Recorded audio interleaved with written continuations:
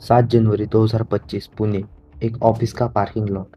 दर्जनों लोग मौजूद थे और सबके सामने एक शख्स चाकू लेकर लगातार वार कर रहा था। लोग क्या कर रहे थे? वीडियो बना रहे थे।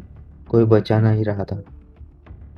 5 लाख का उधार, ब्लड शुगर का झूठा बहाना, आंखों की सर्जरी के लिए मांगे गए पैसे, एक दोस्ती का अंत खून से हुआ।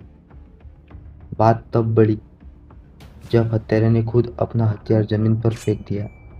क्या दोस्ती में धोखे की कीमत जान होती है? आज के इस बुक पर the case of Shubhada and Krishna. कहानी शुरू होती है पुणे की WNS ग्लोबल सर्विसेज में से, जहां 28 साल की शुभदा कोडारी और 30 साल का कृष्ण सत्यनारायण कोनोजिया काम करते थे। उनकी दोस्ती गहरी थी, लेकिन इसकी नींव में छुपा था एक 5 लाख का कर्ज। द धोखे की शुरुआत धोखे की शुरुआत सुविधा ने कृष्णा को बताया कि उनके पिता को हाई ब्लड शुगर है, उन्हें ऑपरेशन की सख्त ज़रूरत है और पैसे की कमी है। कृष्णा, जिसे खुद अपने आंखों की सर्जरी के लिए पैसे चाहिए थे, अपनी दोस्ती पर भरोसा करते हुए अपनी पूरी जमा पूंजी रिश्तों में लगभग 5 लाख रुपए दे देता है।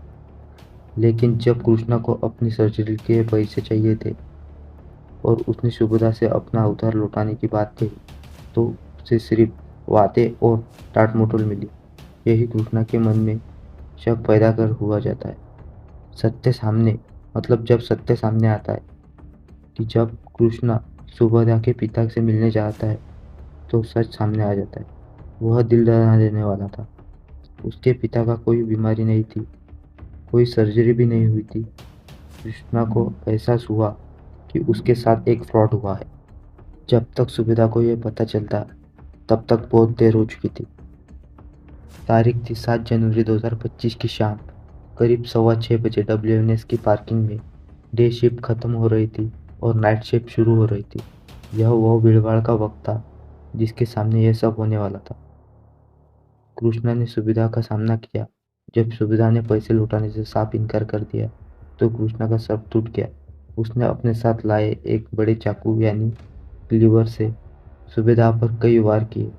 खासकर उसके दाहिने हाथ की नसें बुरी तरह से डैमेज हो गई। सुबेदा जमीन पर गिरी और दर्द से चीख रही थी। सबसे भयानक मंजर वो था, उस वक्त वहां दर्जनों लोग थे। कोई मदद के लिए नहीं भागे आया। सब तमाशा देख रहे थे। कुछ तो अपने फोन से वीडियो तक बना रहे थे, लेकिन किसी की हिम्मत नहीं हो रही थी कुछ करने की। अभी भी सुविधा किसी तरह अपने पिता को कॉल करके हमले के बारे में बता रही थी। तभी कृष्णा ने फोन छीनकर उनके पिता से कहा, अब उसके पैसे वापस करो। और उसने अपना चाकू जमीन पर फेंक दिया। हथियार के हाथ छूटते वह भीड़ जो अभी तक किताबी शेर बनी थी, एक्टिव हो गई। उन्होंने कृष्णा को पकड़ा और पीटा। सुबेदा को अस्पताल ले जाया गया। अस्पताल में डॉक्टरों ने कोशिश की, लेकिन लो ब्लड शुगर और चाकू के वार से और एक्सक्लूसिव बिल्डिंग के कारण कार्डियक अरेस्ट से सुविधा की जान चली गई। 5 लाख रुपए के लिए एक जिंदगी खत्म हो गई। अभी भी कृष्णा जेल में है। उस पर मर्डर के चार्जेस लगे हैं और उस पर कार्रवाई चल रही है। सुबेदा के परिवार ने फांसी की मांग की है। क्या सुबेदा को न्याय मिलेगा, या फिर ये केस भी टाइम ही लेता रहेगा? केस बुक में हम इस घटना को सिर्फ एक क्राइम नहीं मानते, यह मानव स्वभाव की विफलता है। उधार और नियत। उधार देना गलत नहीं है, लेना भी गलत नहीं है, लेकिन इस केस में नियत खराब थी। सुबेदा ने इमोशनल ब्लैकमेल किया, इस वजह से हिंसा और पश्चाताप हुआ। कृष्णा का अपराध पूरी तरह से गलत था। 5 लाख रुपए जिंदगी से बड़े नहीं होते। उसने अपनी जिंदगी और आज़ादी What's the difference दोनों between को selling बर्बाद on a कर दिया। हिंसा किसी भी अन्याय का हल नहीं है।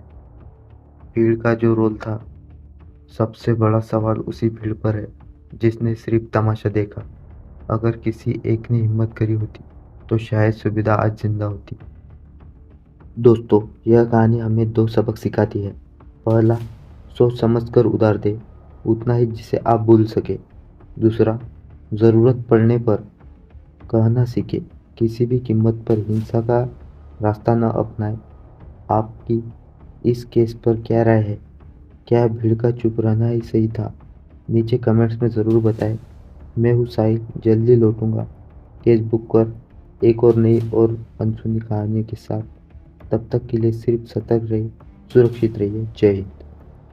अगर आपको कुछ मुझे नए केस सजेस्ट करने हैं तो डिस्क्रिप्शन में मैंने मेल दिया हुआ है, उधर जाके मुझे मेल कीजिए।